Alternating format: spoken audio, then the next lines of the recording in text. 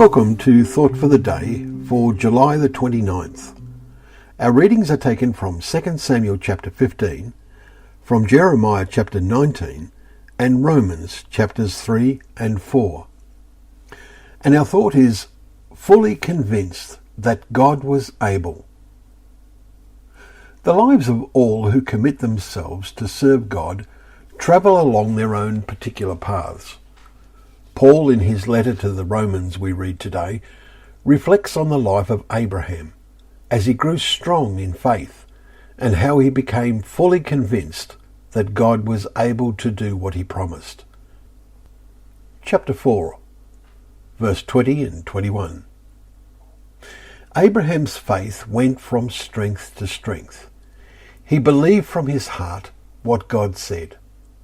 Paul says he did not weaken in faith when he considered his own body, which was as good as dead. He was now about 100 years old. Or when he considered the barrenness of Sarah's womb. There was no distrust made him waver. Verses 19 and 20. Now compare David's situation with Abraham. David was despondent. He had climbed the pinnacles of faith, but then his thinking and resultant behaviour had hit a blind spot after his actions with Bathsheba. God's words bore heavily on his mind. Because you have despised me, I will raise up evil against you out of your own house. 2 Samuel 12, verses 10 and 11. It is clear David experienced deep depression. He ceased to be actively involved in administering justice, and Absalom, as we read today in chapter 15, took advantage of this. David was overwhelmed by events. His faith had lost its focus, but in his inner being he knew all was in the hands of God, and he clung to that conviction. We read today how he flees from Jerusalem, saying, "If I find favour in the eyes of the Lord, he will bring me back." Verse 25. It is a contrast in some ways to Abraham, who grew stronger in his advancing years. Jeremiah's challenges are different again. Today we read how he is told by God, "Behold, I am bringing such disaster on this place that the ears of everyone who hears it will tingle." Chapter 19 and verse 3.